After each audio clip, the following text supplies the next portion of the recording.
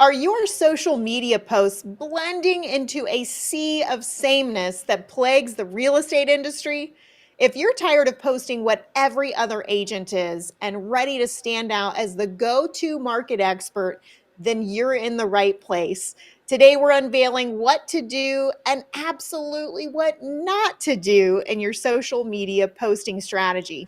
It's time to break away from the boring and make your brand stand out from the rest. Welcome to the Influential Real Estate Marketing Podcast. I'm Amber Joy, once a struggling agent, now a referral powerhouse.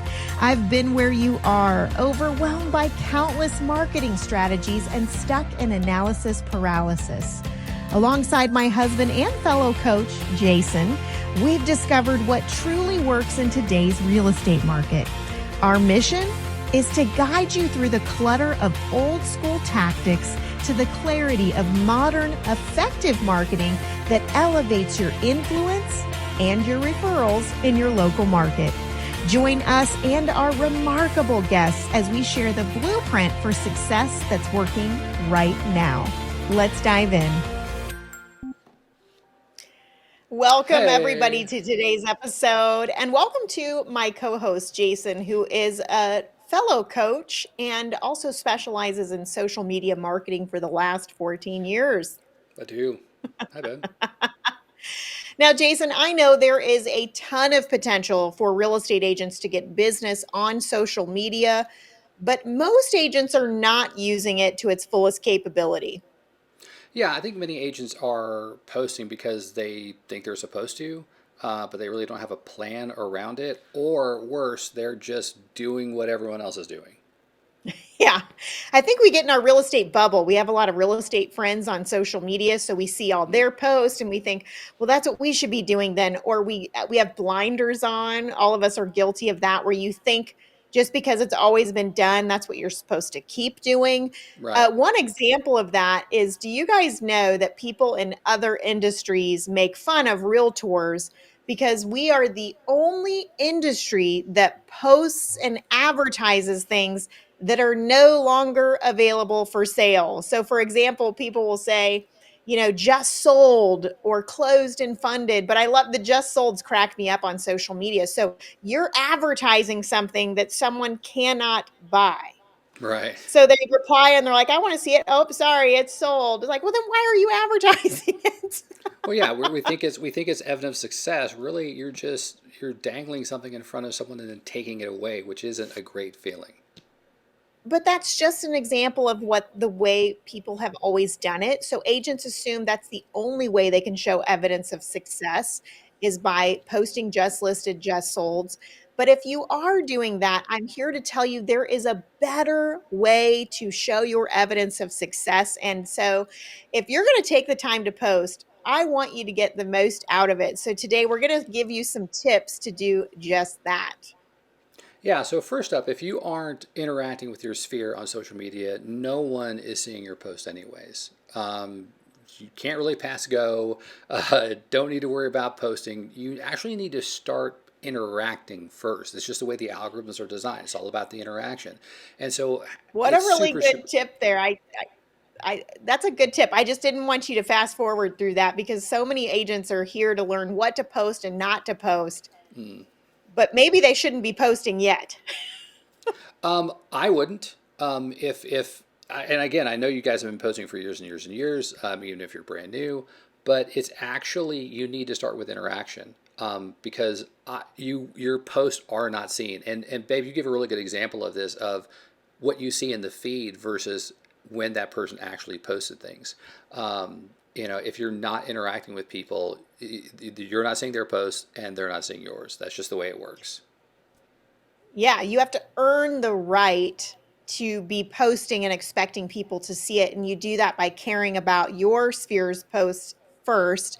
So, what's a simple formula they can follow, Jason, of, okay, if I need to start interacting, and we are going to get into what to post, but if I'm going to Mhm. start interacting, what's a quick formula I can use to get started with that? It's actually really easy. You're going to find your spheres post on whatever the preferred social media channel that you're going to. For a lot of realtors is Facebook, and you're going to comment on their post, and then you're going to ask a question. So it's not two separate comments. It's actually just one comment where let's say they took a trip with their family and like, oh my gosh, that place looks amazing. What was your best, part of the trip? You know, that is the easiest way to start the conversation, because if I just make the statement, oh my gosh, that place looks amazing, then they're just going to give me the heart or the thumbs up. But when I take that extra step, and the second component of that is what was your favorite part, people want to share those experiences. And that is the true essence of interaction, which is going to help the algorithm see both of you as friends. Okay. That makes sense. That's an easy But formula. So start interacting first. yeah, but also, and this is probably the more important thing, and I want to make sure I say this, it needs to be done from your personal page.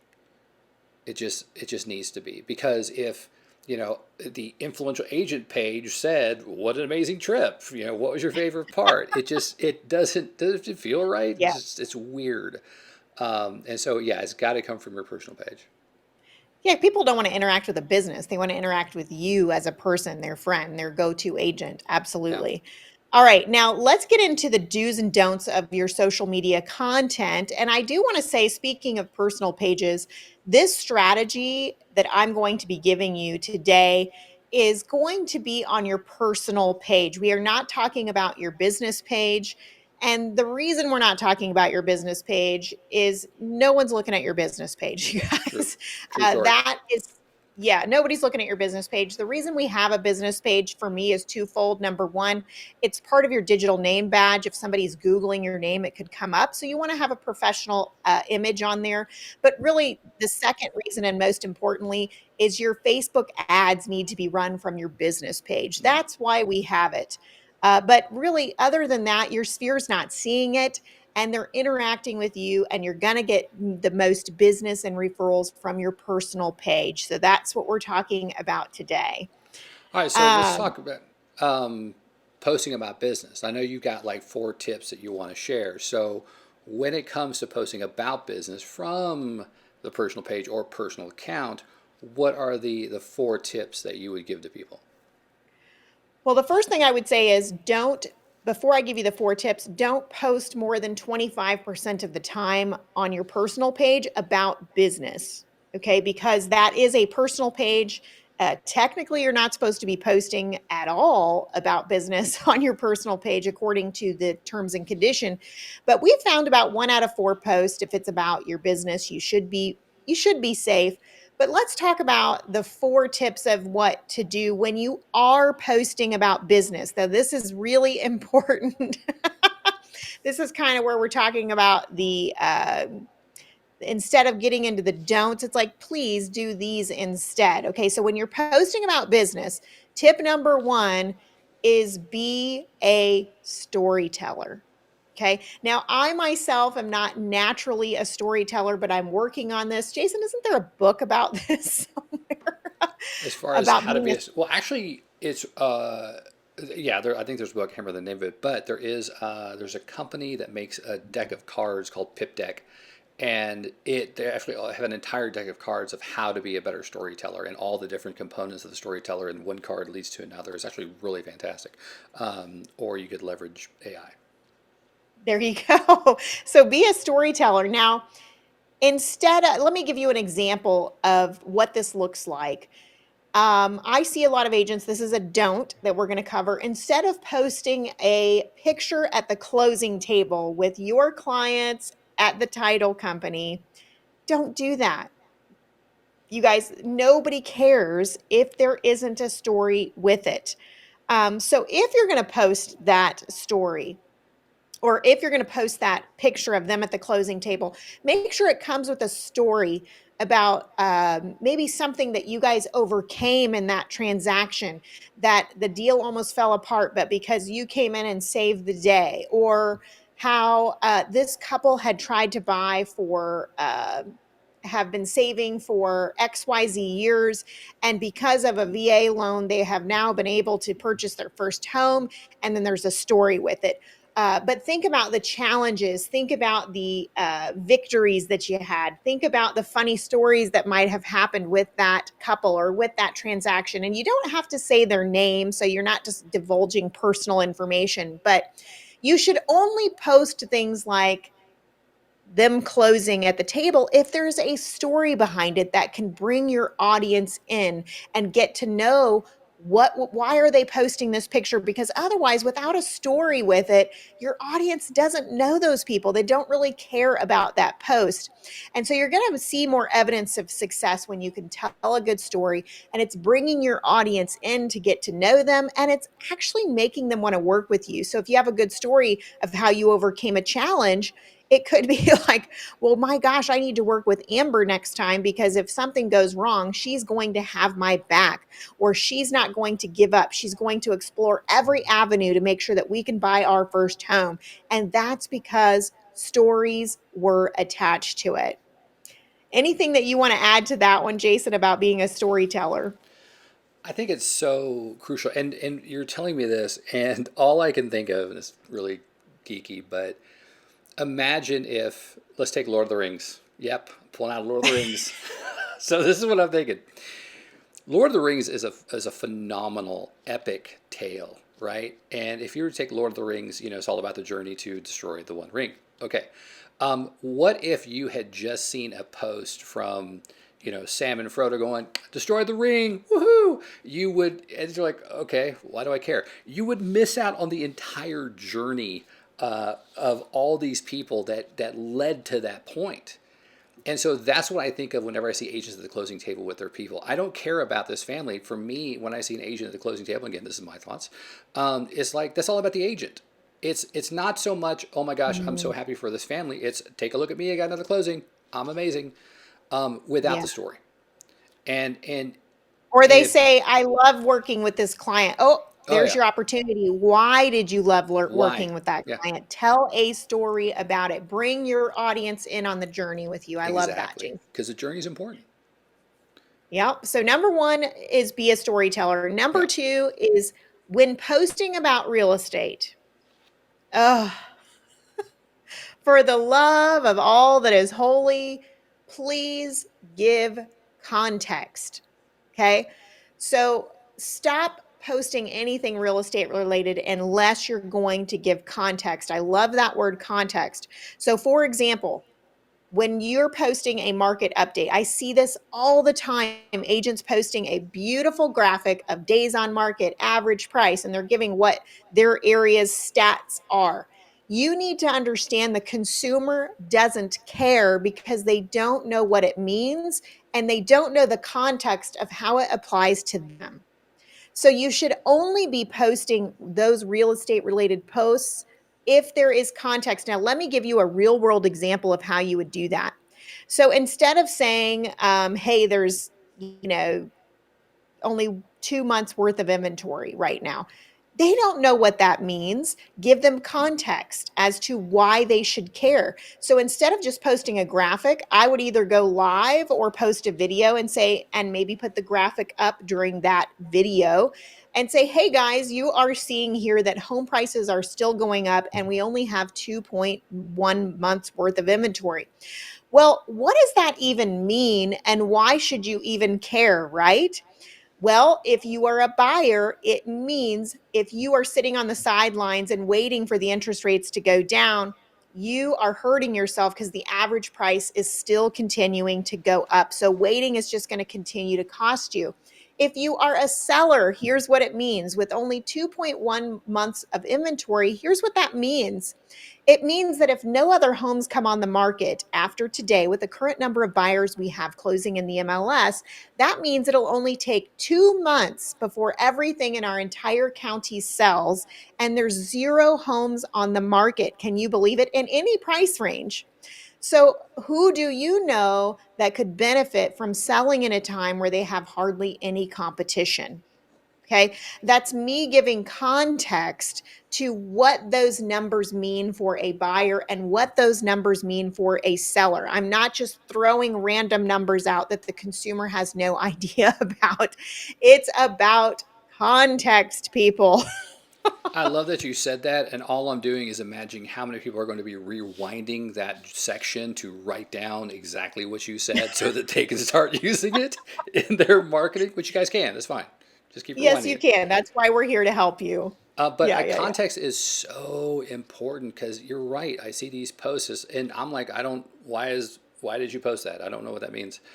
Yeah, WIIFM. What's in it for me? That is the. yeah, I love that agents want to share their knowledge, but if you can't tie why I need to know that knowledge, I don't care, and I'm missing out on your applicable knowledge. Like, okay, what does the application of that knowledge do for me? How can it benefit my yeah, family or protect my family from harm if it's if it's a negative I need to be aware yeah. of? Unless you make that connection, I think that's so Why awesome. should I care? Yeah, Yeah. why should I care about your data? So And we you got guys, be a when you start, storyteller. I just want to make sure I'm catching up. Be a storyteller, and okay, then always give context.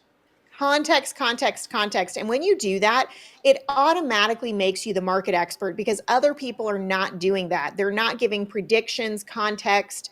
And so when you don't need to put a just sold up that's not available anymore because you're giving context and market expertise advice that no one else is giving. That's what makes you the market expert. True. All right, let's True. move on to number three, and that is you want to be value based. Okay, every single post should be value based. You want it to be them centric, meaning your audience centric, not you centric or not me centric. And you would think this would be common sense, but we realtors, and including me, have been guilty of posting just all about us. Okay, when it needs to be all about them. So before you post anything on social media, think about, why am I posting this? Does this benefit my audience? Not does it benefit me? Does it benefit my audience? And is this going to be valuable for them to read? It's as simple as that. Value based, them centric. Anything to add to that one, Jason? Uh, I'm so blown away by that because I again being having taught social media for so long about ideas to post. Just because you have an idea to post, I think that's great. But it's also of whose perspective are you going to be talking about this from? Is it all about you? Is everything about you? Look what I did. Look at the closing I got. Look at the new, outfit I just picked up. Check out the happy hour that I'm at. Look at the award I just got. Okay, that's Mm, wonderful, and I can only clap for you so much. I was like, okay, but what about me? It was my transaction that got you that award. It was my referral that got you to be able to buy that new car. Um, yeah, and how much of your content is truly just giving knowledge, giving of yourself, yeah. or is it all about just the hey, check out all this awesome stuff that makes me awesome? And I think that's so powerful. Yeah, wake up to contribute to their lives. What's in it Yep. for them? All right, now the fourth one is don't use real estate jargon. What do they call that? Babble, Jason. I can't remember what they Techno call babble. that. Techno babble. Psychobabble. It's like the real estate we get in our bubble and like, oh, talking about escrows and different words that we use. Like I see people post closed and funded. What funded? Why are we posting things that are closed and they can't get anymore? But also, why are we saying funded? Like, what does that even mean if you're outside of real estate, right? We post words like, would you like a CMA? They're not from the real estate industry, you guys, and a lot of people don't sell for 10 years, so they're not familiar with the real estate jargon. So I want to encourage you that when you are posting, ask yourself, do I have any psychobabble in here? Am I using real estate jargon that only realtors use? Because to us, we think that it's just common knowledge. We think that everybody uses those. No, we feel that way because we're around realtors all day, other realtors in our office, and we're seeing other real estate posts. So, for example, I posted a video this month about how in the spring, I always give my sphere of influence an opportunity to get a yearly home equity checkup. Okay. I did not say a yearly CMA. Okay. CMA is jargon for us, a comparative market analysis. And even if I had said comparative market analysis, that is still real estate jargon. So I think to myself, what's in it for my audience? Why would they want one of these reports? Why would they contact me? Well, they're probably going to want to know what the biggest investment of their life is doing and how it's doing in the current market. So, what if I worded it to make sense to be valuable for them?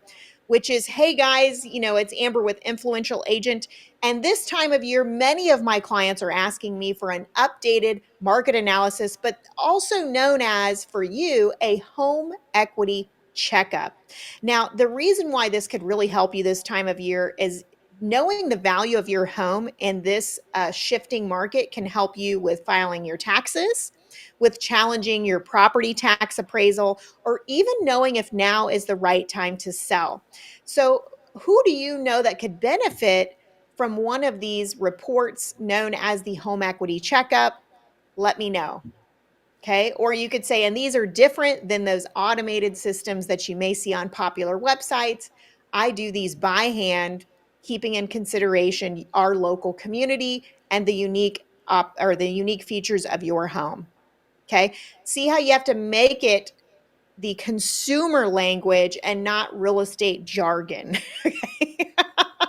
That is important. I think Anything to add to that one? no, I think it's fire because, for the average agent out there posting, I think you've given four really powerful tips. Number one, be a storyteller. Number two, give context. Number three, just make sure that it's audience centric or focused on your audience.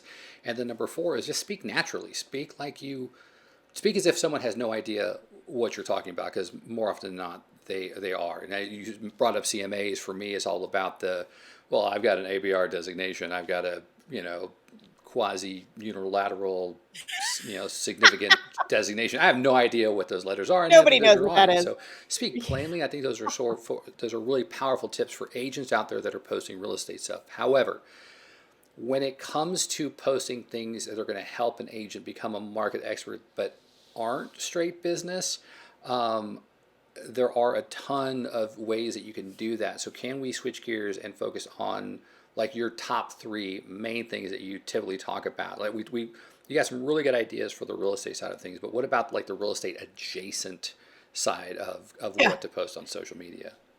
Okay. So we just gave you the don'ts. Now we'll give you three do's and things that, hey, Amber, if I can only post 1 out of 4 times about business, what are the other three posts about? Okay. What could Yeah, we be let's doing dive there? into that. Okay, so I'm going to give you three suggestions. There are actually 21 different strategies that we go over with our coaching clients, but these are a top three that I feel like you could just use these to really hone in on some really good posts outside of the business ones. And number one is to post things that your community wants to know about. So think about, what is the area that my ideal client is hanging out in? Now, I realize your sphere is all over the place as far as geographically, but anytime you are doing social media posts, it should be to attract your ideal client, right? So who is your ideal client? What is that ideal community that you want to be known as the expert? It's not saying you don't service people outside of that area. It's saying this is the exact area that I want to be the expert in. In that area, you could be featuring new businesses that are opening. Okay, I know around here we have a brand new amphitheater that is about to be built. That's huge news that you would want to share with your audience. Right now we're around spring break time, so I would want to be posting a video about, hey, here are the top 5 activities you could be doing in Collin County with your children on spring break, and all of them but one of them are free. You've got to check this out. So activities that are going on in your community that month, things that make you the market expert of the lifestyle that someone's going to live when you are in that area. So that might be sales that are happening in that area, parades, coupons that are exclusive to your audience, but really just anything that trains them on your community and the lifestyle that they're going to have in that community. Jason, I know you probably have something to add to that one. I just see this as, man, we're taught this. Man, we know this. It's not just the listing, but it's also the lifestyle that sells it. Okay, that's awesome, but then it's got to bleed into your content as well. We've been in classes, we've taught classes, we've talked to agents, and it's all about it's a lifestyle. I'm more of a lifestyle, realtor. It's not just about the listing. Perfect. I don't see that anywhere in what you're posting. Um, Yeah. you also One of the reasons that agents just keep posting the kind of same thing over and over again is because they've never ventured outside of that. And there's an entire world outside of real estate that's what I like to call real estate adjacent that you could be talking about. And you mentioned a couple of those things that if I'm going to Yeah. live in this neighborhood, what are the activities? What are the businesses? What are the lifestyle things that I need to know about? And if you're the only one that's putting content out there about it, you are by default the perceived expert. Yeah. So just think about anything somebody would want to know in your community, put that on your page. That's number one. That could give you so many post ideas. All right, number two is you want to let the viewer get to know the real you. So I call it the real you posts. Okay. People want to work with people they know, like, and trust. And if they don't know you because you aren't willing to ever share anything personal, then there's going to be a lack of trust and a lack of attraction to work with you because people want to like who they work with. They want to be able to relate to them, or if they can't relate to them, they admire something about that person. So you've got to be sharing some of that information on your social media. Here's some examples really quickly. You could be talking about, hey, here's what I learned this month, or hey, here's the show or the book that I'm reading or the podcast that I'm consuming right now. Here's some of my top ahas. And then ask your audience, what podcast or what show are you binge watching right now? You could share your passions or your charity that you work with. Let people know that when they send you referrals, this is the charity that is benefiting from this. Share your family. If you have a family life at home or whatever life you do have at home, share that. Let your audience in behind the scenes. Yeah, absolutely. I think that's such a really, really powerful thing that people can look up to. Do you want to talk about my hobby? I know where you're going with that. I have Well, several hobbies, but one of my hobbies is building retro arcades. And the minute you say, yeah, I build retro arcades, every 15-year-old kid jumps out of the inside of that person's body is like, no way. And then boom, that starts the conversation. And so there is community in your passion. And so if you're yeah, passionate about something and you have something that you like, because you have knowledge, and I always like to understand the psychological aspects of it. That if you are a expert in, let's say you love to garden, okay? If you love to garden, you have an expertise in that, you get to share that expertise. People understand expertise in one category, and for whatever reason, we naturally assimilate it to expertise in another. So if you're a realtor who loves to garden, you're talking about gardening, you have a vast knowledge you get to share with people, then they know that, oh my gosh, this person knows their stuff, and whatever they're interested in, they take pride in that, and they have a lot of knowledge behind that. So they will naturally assume that you're really good at real estate as well. That's just the way our brains work. We equate things to each other. yeah, However, and I like to say this, we can talk about this super quick. One of the things that we need to say is that while we definitely want you to share and get to know the real you, we also have to tell you the caveat is let you know the statement is your 2 cents worth your commission. That's really a question, but I just wanted to let you know that your 2 cents is not worth your commission. So while we want to share the real yeah. you, if the real you is just angry and divisive, I don't know if I'd be sharing that. Um, because, and I'll say this, we're in an era of of very polarizing issues. Name an issue, you're going to find polarizing about it.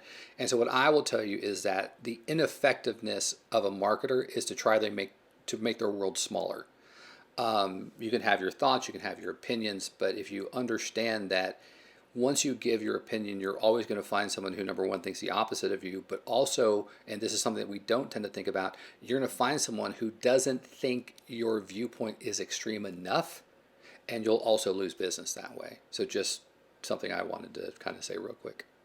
Yeah. Be careful around polarizing topics for sure, especially like politics and things like that. Correct. But even when I'm posting about the real me, I still tend to have the habit of thinking what's in it for my audience. So, for No, example, yeah. I'm a plant lady. I love plants. Had a little bit of an obsession with plants. Well, there's a tool that I can use that measures. really quickly that I wish I would have known about years ago. So if I'm watering my plants or doing something with my plants that day, instead of just posting a picture of my plants, yes, that's the real me. I might say, guys, I just found this really cool tool that when you stick it in, it tells you if you should be watering it or leaving it alone.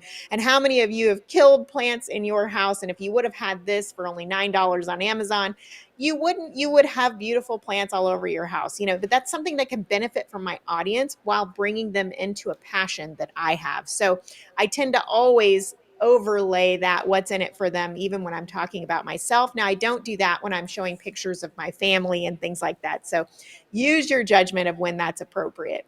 All right. So number one was post things about your community where you are wanting to label yourself as the market expert. Number two is the real you posts.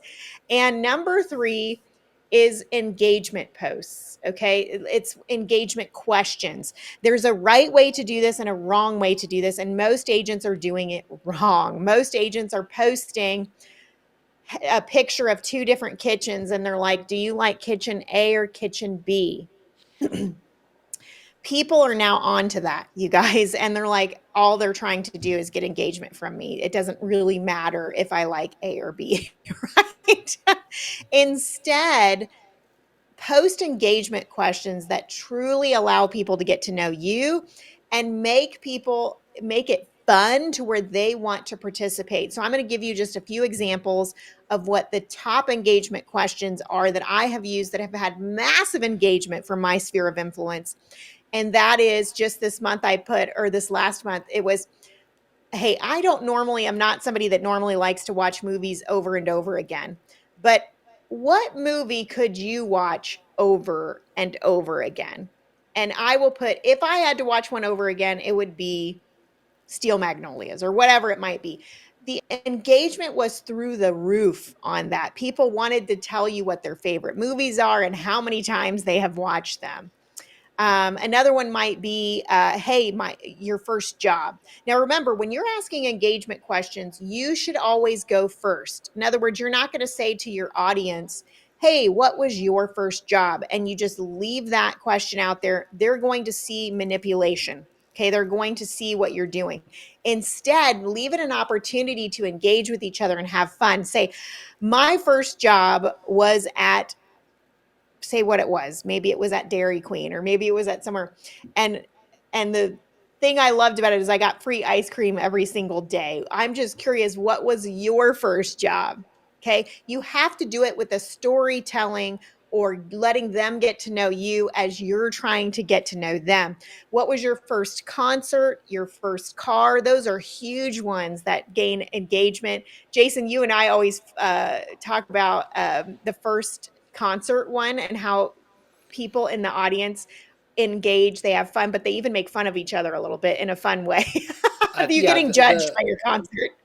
because it's what makes people engage is I think that some agents miss this point of what you're trying to say. We're not just giving ideas of what you can post about.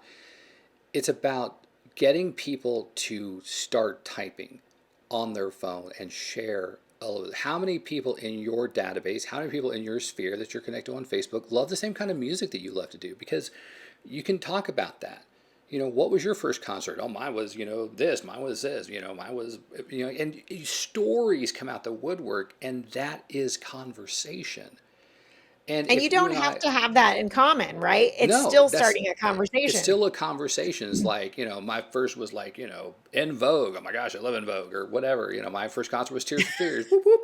But it's in that, oh, you saw Tears for Fears. I saw Howard Jones. Like, I don't know who Howard Jones is um, all of these are what we're looking for. And it's so easy to connect with people on first job, on whatever, because it's the nostalgia, the emotion, and the stories and the memories that we can then bring out that maybe we haven't talked about in a long time. And I think we forget that most people buy homes based upon emotion. And so why Yeah. would I want to connect to someone emotionally? Yeah. So true.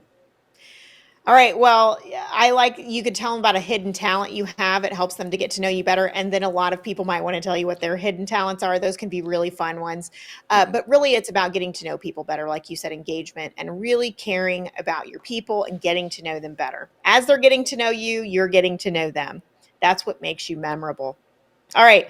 So, to recap, what those three things are that you can start with as far as what to post that's not business. Post things that make you the community expert. What do people in your community want to know about? Number two, post the real you. All right. Number three, post engagement posts that allow you to get to know each other. And then when posting anything, I want to kind of end on this. When you post anything, business or personal, regardless of what it is, I want you to ask yourself, or do these two things, excuse me, do these two things. Number one, ask yourself, would this post be better if it was a live or a video? Okay. So, Jason, just quickly tell us why we should be utilizing lives. I know this isn't a class about lives, but just a couple quick bullets on like how lives help us. Well, number one, all social media platforms want to push lives. There isn't one that out there. You've got more and more platforms that are allowing more and more people to go live on it. And because they're pushing it, it will absolutely let all of your friends know when you are live. So that is just instant attention that you're normally not going to get. You're normally battling Mm-hmm.